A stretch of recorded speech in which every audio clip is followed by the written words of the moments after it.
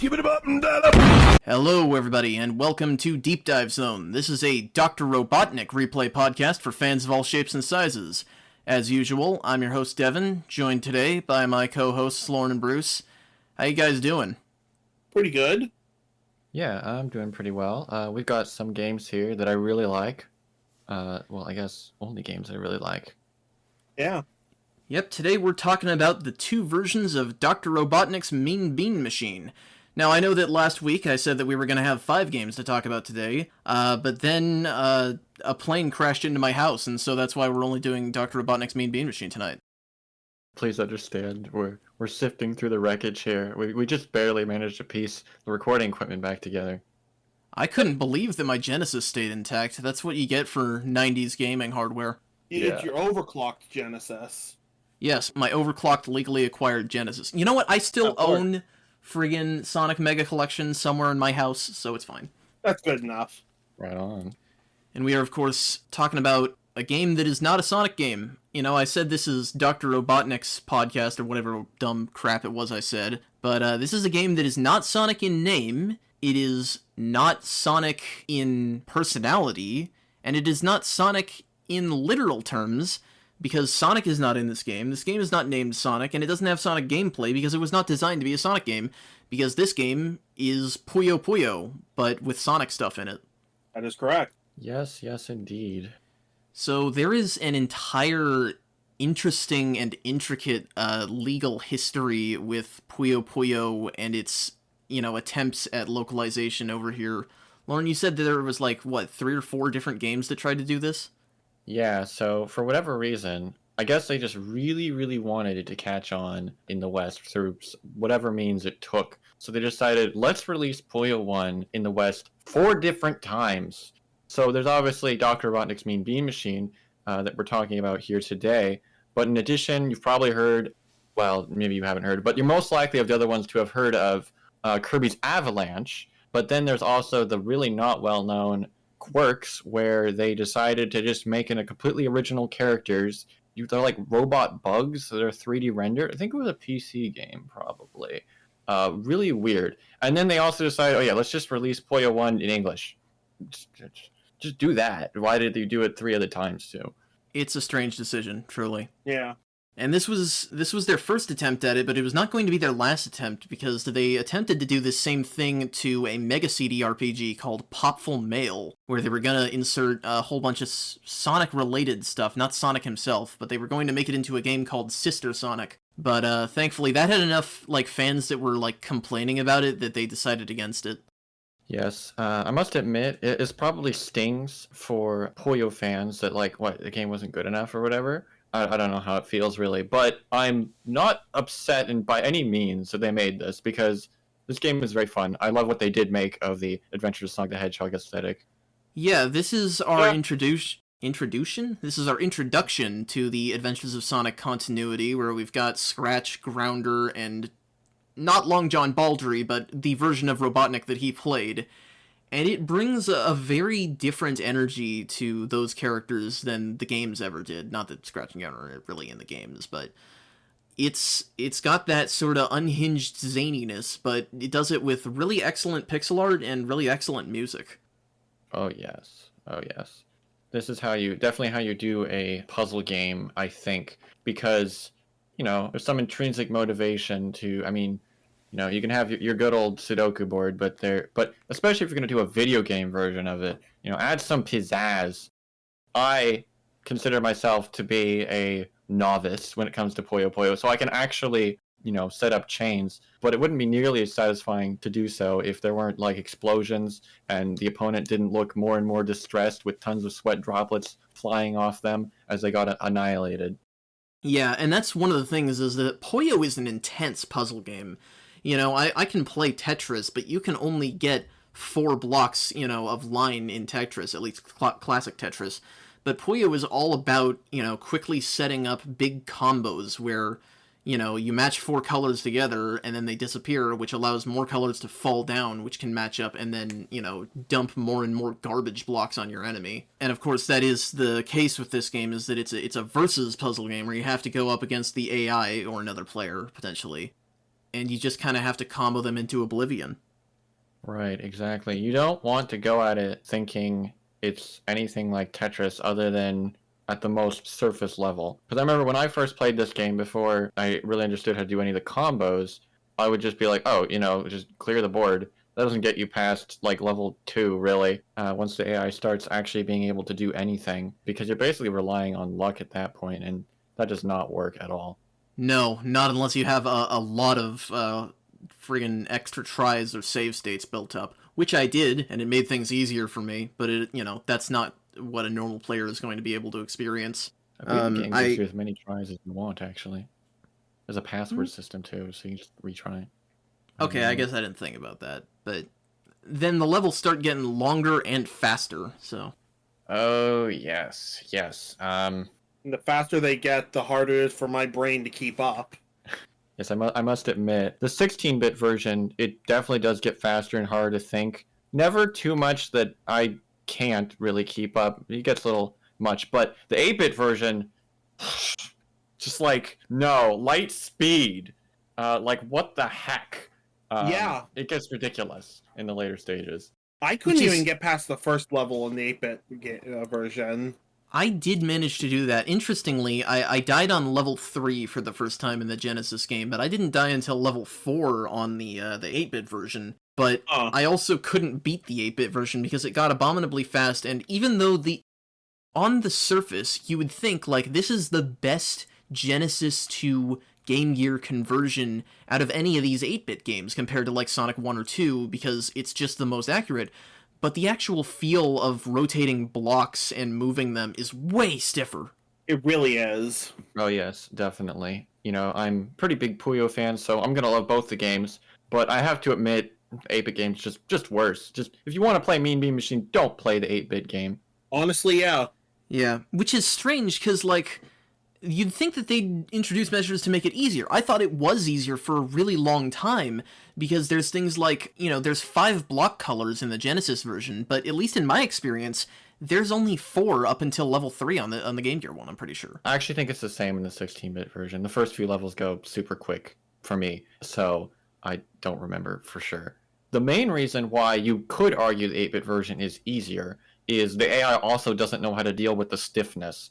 The beans tend to lock down really quickly, and in the 16-bit version, if you hit the opponent with non-killing chains, they are extremely good at recovering. It is insane. The 8-bit version, not nearly as much.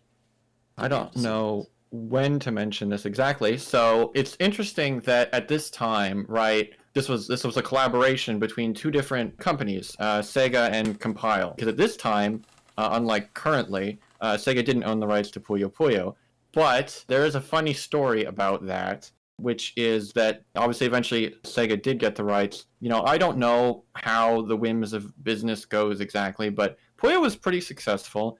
For some reason, Compile came up on hard times, and they're like, okay, we'll sell this Puyo Puyo off to SEGA with the agreement that we'll buy it back when we get out of debt. And then they just went bankrupt. And then SEGA was like, oh, cool. Now we have they never Puyo got out of Puyo, there, I guess.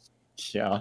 But, fun fact, the Puyo series is a spin-off series of an RPG series in English called Sorcery Saga. There's a Japanese name that you Puyo fans would know better, but I'm not going to try to pronounce it.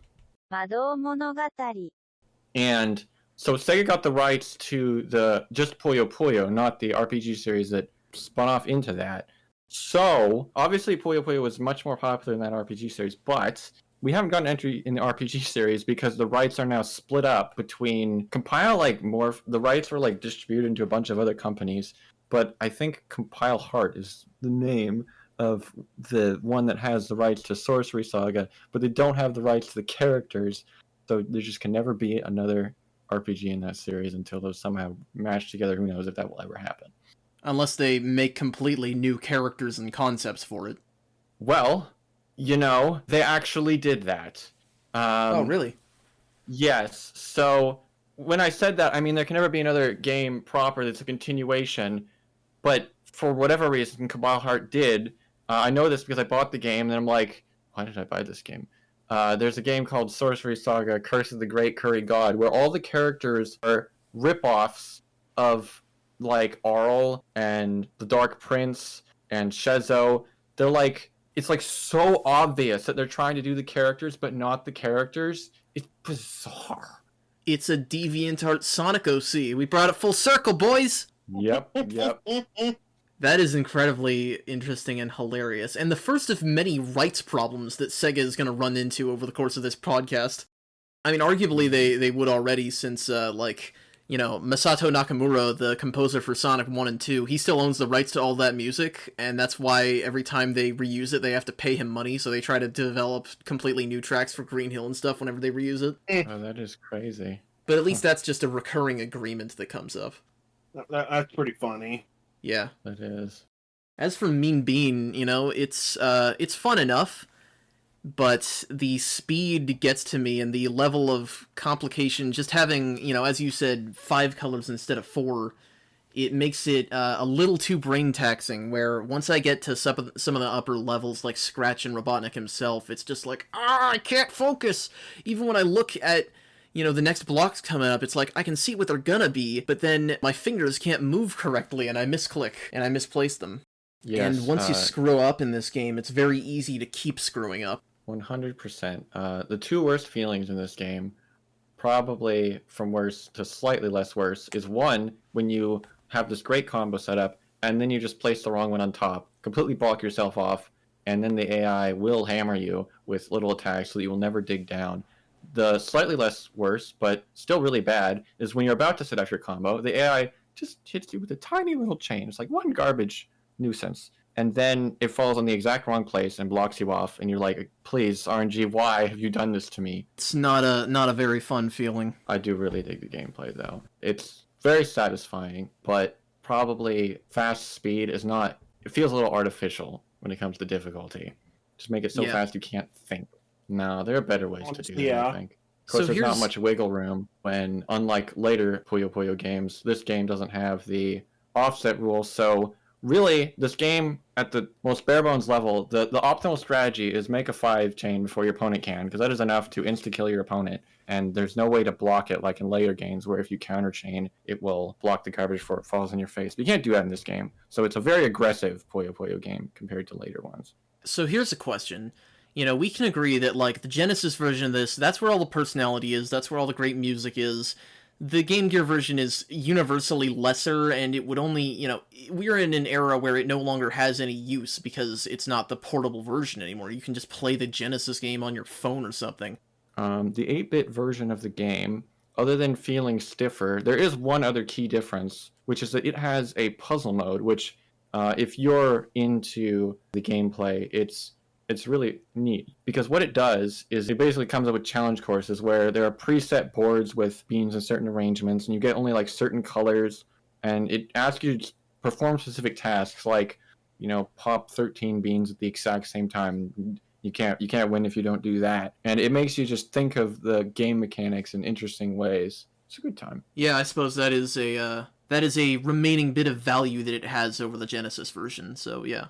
That's really the only thing. Otherwise, the sprite art, the small resolution sprites kind of come out really hilarious on the 8-bit version. And if you're a fan of 8-bit music, I do like the 8-bit renditions of the music. I really like the Robotnik theme on the 8-bit version. Yeah. But my question for you, Lauren, since you know quite a bit about Puyo, as you've demonstrated here for us, and I know almost nothing, which is why I've let you talk so much longer in this episode, what would you recommend for people if they want to get into, Puyo in general? Because I assume that this is probably not the best Puyo game, in your opinion. Oh, no. Due to my aversion to piracy, even if the series hasn't been released in English at all, I feel like maybe I should get over that. I've only played the English Puyo games, so this isn't a all-encompassing opinion, but I think the easy answer is Puyo Puyo Tetris, because then you've got Puyo and you've got Tetris, which Tetris is much more intuitive, so it sort of eases you in a lot more. The game is very polished, lots of different modes too. It's a much later Puyo game, so the Puyos don't stick in place. There's a lot more leeway with the way you maneuver them. it doesn't. If you play the campaign mode, it mixes and matches different gameplay types rather than just making it faster and faster and faster. So it's much more enjoyable for that. Yeah, I mean that's easily the best Puyo game to get into the series. Gotcha. Okay. And the campiness of the dub is more intentional than it was in other Puyo games. Oh yes. If you want to get into the history of Western Puyo releases, a lot of people know what Mean Bean Machine, of course. And then Puyo Puyo Tetris was a really successful one. But before that, there was also, well, it was Puyo Puyo Fever, but then they localized it as Puyo Pop Fever. I don't know why. But that game did not take off so well because it was obviously a low-effort localization. The voice acting is not professional. It is so bad. It's kind of hilarious for that, though. But that's an interesting footnote. It's like a few times they tried to, with this and with Puyo Pop Fever, they tried to sort of do a Western release. It didn't really take off. But Puyo Puyo Tetris seemed to actually do pretty darn well because it was followed by Puyo Puyo Champions and then Puyo Puyo Tetris 2. And I'm just like, whoa, when's the next English Puyo game? Yeah, it's now actually part of the Western market, which, congratulations, I guess. Yeah. I guess while we're on the topic of differences, I found it interesting that the 8-bit version has all the opponents in sort of a circle. I kind of like the style, but it has Robotnik in the middle. So you can see he's coming as the final opponent right off the get-go. But 16-bit actually decides to hide it. And after you beat Scratch, then it has a neat little cutscene where Robotnik comes in and is like, oh, well, you all failed. I guess I have to do it myself. And suddenly, oh, this is happening. Stage 13, let's go. Well, and it uses the odd stage number and then, unlucky number 13 and a very, him saying, never send robots to do a mad scientist job or whatever. That's a very Adventures of Sonic Robotnik moment. And I do appreciate the fact that all of the robots here are in the first episode of the cartoon. And off mic, we had a discussion about this, like, how does this fit into the chronology of the cartoon? But then all of the robots in this game are in the first episode, but they're all in the first episode before Scratch and Grounder are built, which means this game has to take place after the first episode of that show. Yes, the lore of Adventures of Sonic the Hedgehog is very important to me because it's the only way I can find any substance in that show. Yeah, that episode is going to be an interesting one once we get to that show. Maybe it'll also help us answer where Sonic is in this game. Oh, right. I think, if I'm remembering correctly, you play as Has-Been, if I remember what the manual says. Well, Has-Been is the little orange dude. If that's actually your character, then yes. I have no idea what the main character of this game is. Maybe he just helps you. I don't know. I kind of thought the main character was just supposed to be, the avatar of you, the player, but I don't know why it wouldn't be Sonic. I don't know why they didn't put Sonic in the marketing to this game. You'd think that they would. Yeah, it's an odd choice to be sure. Although I'm remembering another thing from the manual. It's just like, yes, that's Adventures of Sonic. The premise of this game is Robotnik is taking the jolly folks of Beanville and turning them into robots, which, by the way, that's weird because Adventures of Sonic, Robotnik usually doesn't roboticize creatures. But it's not to, like, take over the world or anything. No. It's to rid the world of music and fun forever. Yeah, and that is a perfectly, like, he's so delightfully evil, rather than just the bitter kind of evil that he often is, where he's just kind of upset and frustrated because he keeps getting all of his plans destroyed by a teenager. Yep. Other than that, I think this is made for a much shorter episode, obviously. Again, plane crashed into the house. We just got to work that out. Just, push some stuff around, maybe unearth a body or something. But next time, we have more non-Sonic Sonic games to talk about. We are going to be covering Sonic Eraser, which is another falling block puzzle game, as well as both versions of Sonic Spinball in quite possibly our most obscure episode yet. Oh boy, yes. I was going to say that'll be interesting. I always say that. But it will be interesting, I assure you. We have ways of making things interesting that maybe aren't the most interesting to play or look at or experience in any way, like Sonic Eraser. But that'll all be for next week. As of right now, thank you all so much for listening. Thank you guys for helping me out with the show, of course. And I'll see you next week.